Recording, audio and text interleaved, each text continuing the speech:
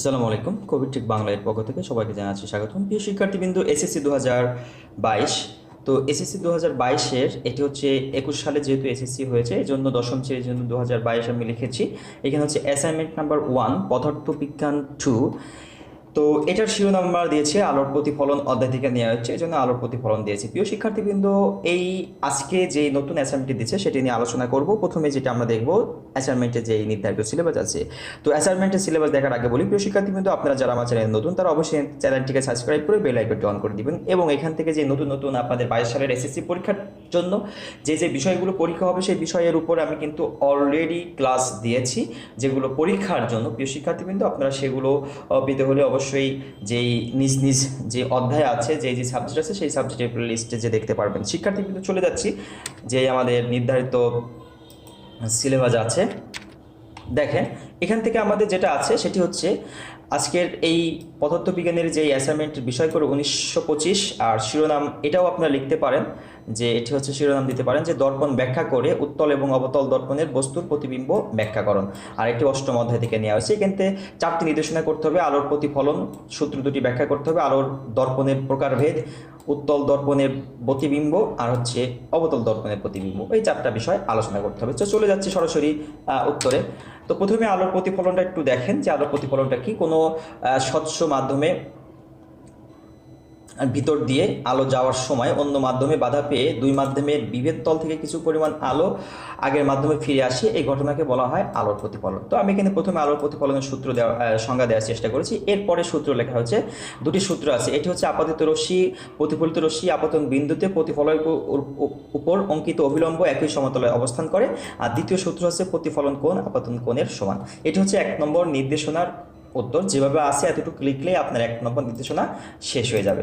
এরপর আমরা চলে যাচ্ছি 2 নম্বর নির্দেশনা। 2 নম্বর নির্দেশনা বলেছিল দর্পণের প্রকারভেদ। তো প্রথমে আপনারা দর্পণটা লিখবেন যে দর্পণ হলো এবং একটি মসৃণ তল যেখানে আলোর নিয়মিত প্রতিফলন ঘটে, এতটুকু লিখতে পারেন। হ্যাঁ, তাই এটা দর্পণের সংজ্ঞা আপনারা এতটুকু লিখে শেষ করতে পারেন। এরপর এখান থেকে আমরা এতটুকু লিখবো যে একটি মসৃণ তলে প্রতিফলক আস্তরণ দিয়ে দর্পণ প্রস্তুত করা হয়।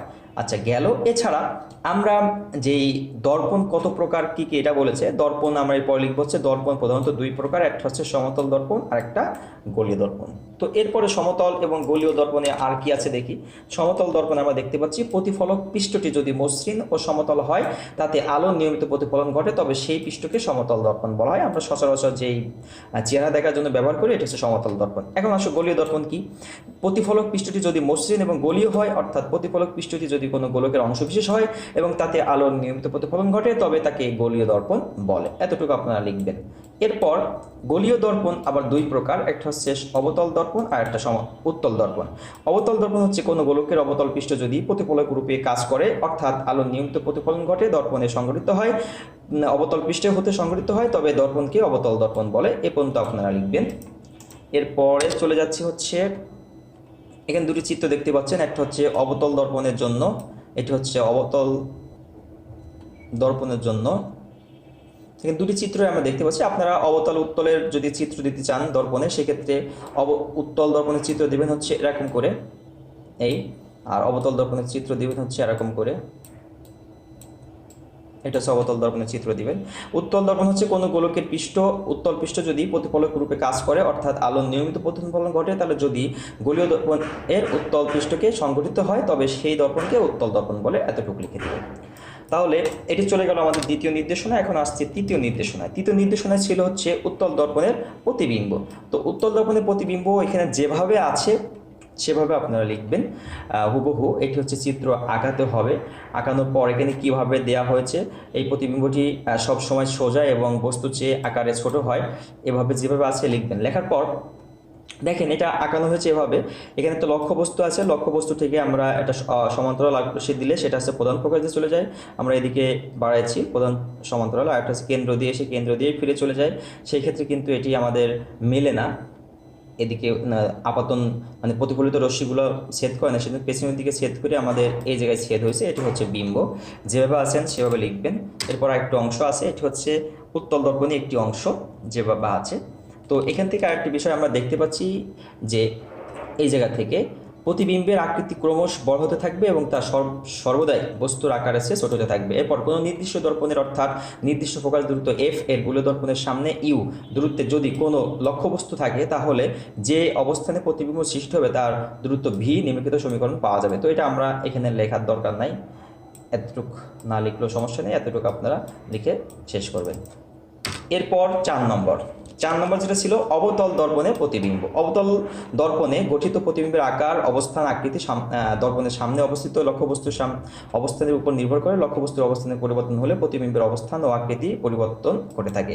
এভাবে যেভাবে সে লিখবেন, এখানে বর্ণনা লেখা আছে। নিম্নে অবতল দর্পণে সৃষ্ট বাস্তব ও অবাস্তব প্রতিবিম্ব আলোচনা করা হলো। আমরা শুধু বাস্তব প্রতিবিম্বটা দেখব, সেক্ষেত্রে অবাস্তব প্রতিবিম্ব এটা লেখার কোনো প্রয়োজন নাই। তো এরপর আমরা চলে যাচ্ছি বাস্তব প্রতিবিম্বতে। তো এটা হচ্ছে বাস্তব প্রতিবিম্ব। এখানে যেভাবে আছে এই লেখাটা হচ্ছে একটি চিত্রের জন্য। পরের যে পেজ আমি দেখাবো সেখানে চিত্র পাবেন আশা করি। কথা না বাড়িয়ে সেখানে চলে যাচ্ছি। এই চিত্রটার জন্য কিন্তু ওই লেখাগুলো। এরপর আমরা দেখতেছি প্রতিবিম্ব ওই রেখার উপরই হবে। আই থেকে প্রধানকের উপর আই বি লম্ব অঙ্কন করি। এই যে এই লম্বটা অঙ্কন করেছি। তাহলে বি আই হলো লক্ষ্যবস্তু কি ছিল, এ ও ছিল, এ ও লক্ষ্যবস্তু হচ্ছে, এখন এটা হবে। তো বাস্তব প্রতিবিম্ব হবে। প্রতিবিম্বের প্রকৃতি হলো বাস্তব ও উল্টা এবং অবস্থান হচ্ছে দর্পণের সামনে। অবস্থান দর্পণের সামনে, প্রকৃতি হচ্ছে বাস্তব ও উল্টা।